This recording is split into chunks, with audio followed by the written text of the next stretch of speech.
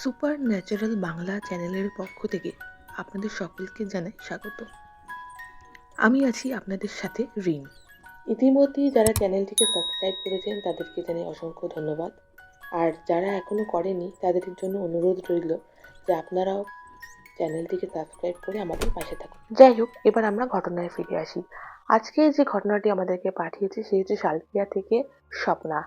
আর তার আগে আরেকটি ছোট্ট কথা, আপনারাও যদি আপনাদের জীবনে ঘটে যাওয়া সত্যিকারের ভৌতিক ঘটনার কথা আমাদের সাথে শেয়ার করতে চান, তবে আমাদের চ্যানেলের ডেসক্রিপশন বক্সে যে মেইলের লিঙ্কটি উল্লেখ করা আছে সেটিতে আপনারা গল্প লিখে আমাদেরকে পাঠিয়ে দিতে পারেন। তো চলুন এবার আমরা ঘটনায় ফিরে আসি। নমস্কার দিদি, আমার নাম স্বপ্না। বর্তমানে আমি একটি প্রাইভেট অফিসে কাজ করি। আমার বাড়ি সালকিয়ায়। আজকে আমি যে ঘটনাটি বলতে চলেছি সেই ঘটনাটি আমার বাড়িতে ঘটে যাওয়া বেশ কিছু প্যারানর্মাল অ্যাক্টিভিটিস, যেগুলো আমি নিজেও প্রত্যক্ষভাবে অনুভব করেছি। আর বর্তমানে এখন যে বাড়িটি যে বাড়িটিতে এই ঘটনাগুলো ঘটতো সেই বাড়িটি এখন বর্তমানে ফ্ল্যাটে কনভার্ট হয়ে গিয়েছে। এই ঘটনাগুলো ঘটতো আমার বাড়িতে প্রায় আজ থেকে 12 থেকে 15 বছর আগে। ঘটনায় প্রবেশ করার আগে এটা বলে রাখি যে আমার বাড়ি জয়েন্ট ফ্যামিলি।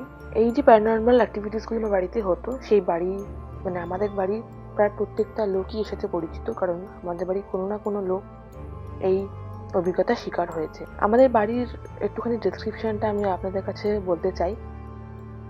আমার বাড়ি হচ্ছে গিয়ে 3 তলা, মানে যেটা আগে ছিল এখন সেটা ফ্ল্যাট হয়ে গিয়েছে। তো আগে ছিল 3 তলা। দোতলা থেকে 3 তলায় যাওয়ার জন্য একটা লোহার সিঁড়ি। আর যে অ্যাক্টিভিটিসগুলো হতো ভৌতিক, সেগুলো কিন্তু আমরা বুঝতে পারতাম ঠিকই, কিন্তু কখনো কোনো প্রাণঘাতী বা খুব ভয়ঙ্কর বা বলতে পারা যায় যে আমাদের কোনো ক্ষতি এরকম কিন্তু হয়নি। আজকে ভাবলাম যে আমার বাড়িতে ঘটে যাওয়া এই ঘটনাগুলো আমি শেয়ার করি। ঘটনাগুলো সূত্রপাত ঘটেছিল মোটামুটি বলা যেতে পারে বাড়ির ছাদ থেকে, কারণ প্রায় প্রতিদিন রাত্রিবেলাতেই বাড়ির ছাদে বিভিন্ন রকম শব্দ শোনা যেত। তবে এই শব্দগুলো বেশি ভালো শোনা যেত শীতকালে, যখন ন্যাচারালি পাখাগুলো বন্ধ থাকে আর চারিদিকটা শুনশান হয়ে যায়, তখন না এই আওয়াজগুলো আরো বেশি জোরালো হয়ে উঠতো। এবার আসি আওয়াজের কথায়। প্রধানত আমাদের বাড়ির লোকজনরা শুনতে পেত। এটা একদম নিচের তলা যারা থাকে তারা এই আওয়াজটা পেত, যে কেউ যেন রাত্রি হলেই বুট পরে ছাদের এক মাথা থেকে আরেক মাথায় হেঁটে বেড়াচ্ছে, এবং কন্টিনিউয়াসলি বলবো না, হয় 10 মিনিট, 15 মিনিট, আবার স্টপ, আবার আধ ঘন্টা বাদে এরকম। এই ঘটনাটা বেশ কিছু বছর ধরে কিন্তু হতো, এবং আমরা এই আওয়াজগুলোর সাথে খুবই পরিচিত হয়ে গিয়েছিলাম। তার কারণ হচ্ছে আমাদের কাছে এটা খুব নর্মাল হয়ে গিয়েছিল ওই সময়টায়। তবে ওখানে বলে রাখি, আমরা প্রথম ভাবতাম যে হয়তো কোনো চোর ছাদে উঠেছে, কিন্তু ওখানে গিয়ে কাউকেই দেখতে পাওয়া যেত না। এছাড়া আর যে শব্দগুলো পাওয়া যেত সেটা হচ্ছে প্রধানত ওই লোহার সিঁড়ি, যেটা আমি আগেই বলেছি। 2 তলা থেকে 3 তলা যাওয়ার জন্য একটা লোহার সিঁড়ি ছিল। সেই লোহার সিঁড়িতে এরকম আওয়াজ হতো যে ওই যে বুট পরা জুতোর যেটা আওয়াজ আমরা ছাদে পেতাম, ওই ঠিক জুতোর আওয়াজ সিঁড়িতে হচ্ছে। অর্থাৎ সিঁড়ির একটা স্টেপ, দুটো স্টেপ, 3টে স্টেপ, এরকম স্টেপ উঠলো। 3টে স্টেপের পর আর কোনো শব্দ নেই। আবার ঠিক আধ ঘন্টা পর 2 কি 3টে স্টেপ। লোহার সিঁড়িতে যখন আওয়াজ হয় না, তখন একদমই যারা নিচের ঘরে থাকে তারা পুরোপুরি আওয়াজটা পায়, ঢং ঢং একটা শব্দ হয়। যে লোহার সিঁড়িতে তাদের বাড়িতে আছে তারা জানেন। লোহার সিঁড়িতে মোটামুটি আমাদের বাড়িতে 12টা থেকে 13টা স্টেপ ছিল, এবং প্রত্যেকটা স্টেপ যদি কেউ ওঠে সেরকম কিন্তু শব্দ পাওয়া যেত না। খুব অদ্ভুতভাবে হয় 2 থেকে 3টে স্টেপ, বা বেশি হলে 4টে স্টেপ, তারপর পুরো স্টপ। আবার ঠিক আধ ঘন্টা পরে 2 থেকে 3টে স্টেপ বা 4টে স্টেপ, তারপর আবার স্টপ।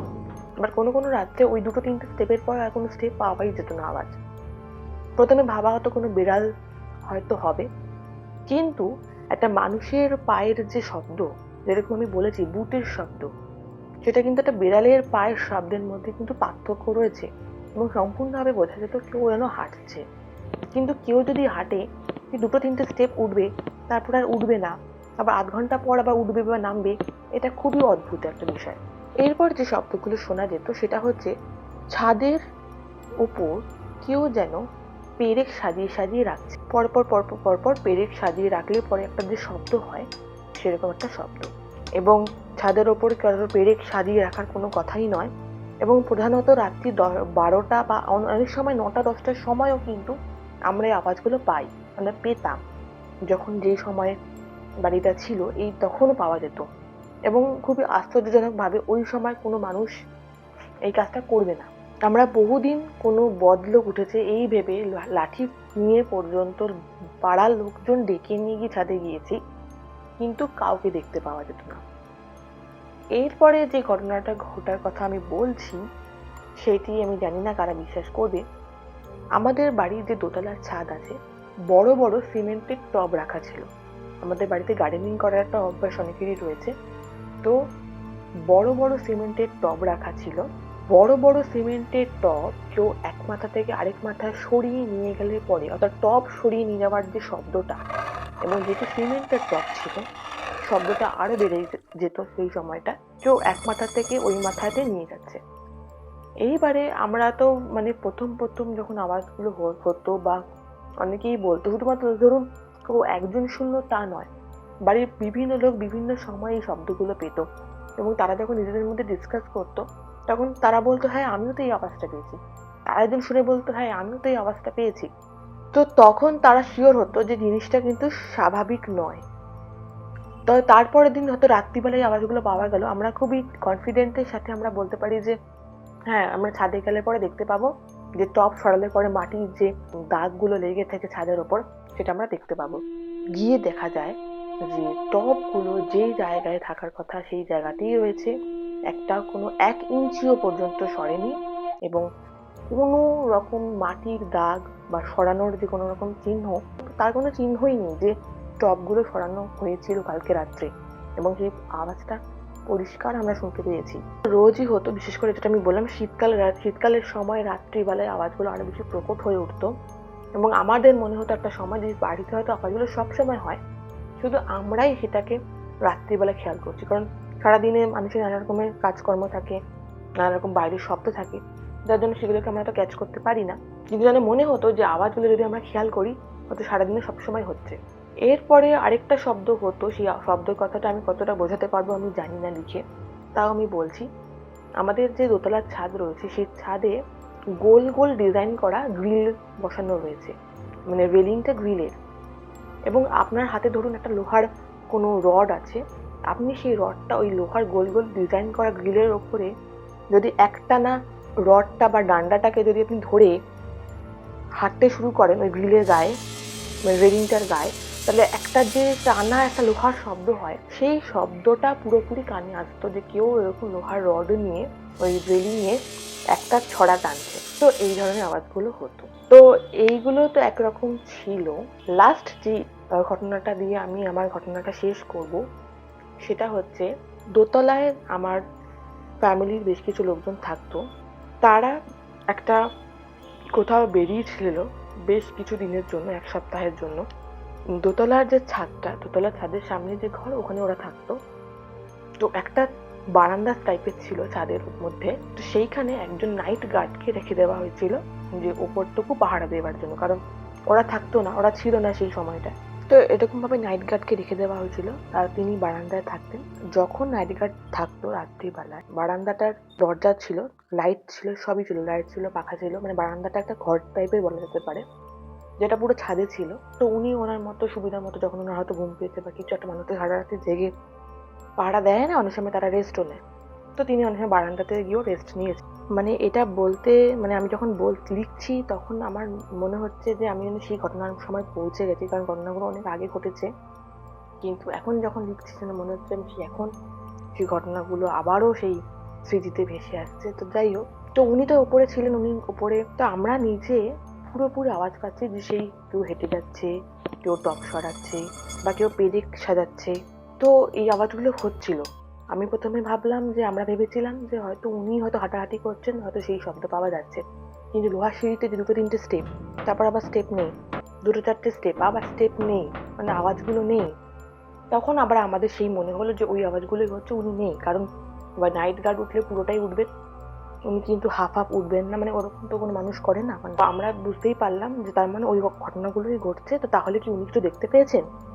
তাই আমরা খুব মানে আশা নিয়ে ওনাকে জিজ্ঞাসা ভেবেছিলাম পরের দিন কি করবো, যে উনি কিছু দেখতে পেয়েছেন, যে এরকম রাত্রিবেলায় কিছু কি উনি দেখতে পেয়েছেন, উনি কি কোনো প্রত্যক্ষ কিছু করেছেন যেটা আমরা এতদিন ধরে এত বছর প্রত্যক্ষ করতে পারছি না। তাই ওনাকে জিজ্ঞাসা করা হয়েছিল পরের দিন সকালে, আপনি কি কিছু বুঝতে পেরেছেন, আপনি কি কিছু দেখেছেন? তো আমরা নিশ্চিত ছিলাম যে নিশ্চয়ই সেই নাইট গার্ড কিছু না কিছু জানতে পেরেছে, দেখতে পেরেছে, মানে সে যখন ছিল সেই মুহূর্তে কি করে আওয়াজগুলো ছাদে হতো। তো তার কাজটাই তো পাহারা দেওয়া, কোনো লোকজন উঠলে পরে তাকে সেটাকে দেখা।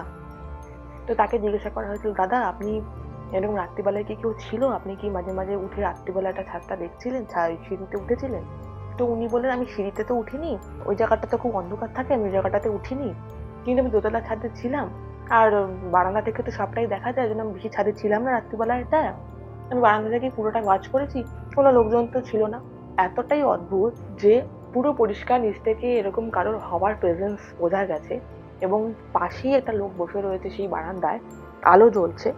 তারপরে এই ইনসিডেন্ট গুলো মানে আমাদের কোনো ক্ষতি না হলেও একটা টাইমের পর না একটু অসহনীয় হয়ে যাচ্ছিল, যে সবসময় একটা আওয়াজ, রাত্রে ঘুম নষ্ট হতো বেসিক্যালি। তখন আমরা একজন পুরোহিত তাকে ডেকেছিলাম, আমাদের বাড়ির ঘটনাটা তাকে সম্পূর্ণটা জানাই। তো তিনি বলেছিলেন যে কোনো হতে পারে যে অনেক সময় এই জমিটা এর আগে জমিতে মানে যারা থাকতো, বা কোনো হতে পারে এই জমিতে কোনো কবরস্থান ছিল, মানে হতে পারে এই একটি কোনো স্পিরিটের ব্যাপার নয়, এটা অনেকগুলো স্পিরিটের একটা কোনো মিলিত ক্ষেত্র, মানে মিলিত ভাবে তারা এই বাড়িটাতে রয়েছে, এবং এরা কিন্তু আপনার কোনো ক্ষতি করবে না, কিন্তু এরা কিন্তু আপনাদের বাড়ির কোনো উন্নতিতে বাধা হয়ে দাঁড়াবে। অর্থাৎ আপনার বাড়িতে যদি কোনো উন্নতি হওয়ার থাকে, তাহলে এই ধরনের যে এক ধরনের দোষই বলা যেতে পারে, সেই দোষের জন্য কিন্তু আপনাদের বাড়ির উন্নতি হবে, এবং হয়তো কোনো ছোটখাটো রোগ অসুখ বিসুখ না লেগেই থাকতে পারে, হয়তো আপনাদের তাতে সেরকম কোনো ক্ষতি হবে না, কিন্তু আপনারা তার জন্য এফেক্টেড হয়ে থাকবেন। তারপর আমরা বললাম এটার প্রতিকার কি, কিভাবে আমরা এটাকে ঠিক করতে পারবো বা কিছু। তো তখন বলা হলো যে উনি বললেন যে আপনারা একটা কাজ করতে পারেন, বাড়িতে সত্যনারায়ণের পুজো করুন, আর বাড়িতে যদি বেশি পূজা অর্চনা করা যায় তো সেইটা কিন্তু ভালো হবে। তো তারপর ওনার কথা শুনে আমরা তাই করলাম, বাড়িতে প্রচুর পরিমাণে পূজা অর্চনা করা হলো, সত্যনারায়ণের পুজো করা হলো, এবং মানে তখন মানে ওই টাইমটা আমাদের বাড়িতে গণেশ পুজো, লক্ষ্মী পুজো, সরস্বতী পুজো, কার্তিক পুজো পর্যন্তও হয়েছে, আর সত্যনারায়ণ পুজো তো হতোই। তো তারপর থেকে ধীরে ধীরে আওয়াজগুলো কম হতে শুরু করে, আওয়াজগুলো হয় না বললেই চলে, একবারে যে বন্ধ হয়ে গেছিল তা নয়, তবে আস্তে আস্তে কিন্তু আওয়াজগুলো আমরা আর পাচ্ছিলাম না, এবং মানে ওনার কথা অনুযায়ী আমরা যে কাজগুলো করেছিলাম, পুরোহিতের কথা অনুযায়ী, এটা একদমই সত্য ঘটনা, মানে সত্যভাবেই আমাদের মানে কোনো প্রবলেম আর তারপর আস্তে আস্তে হয়নি।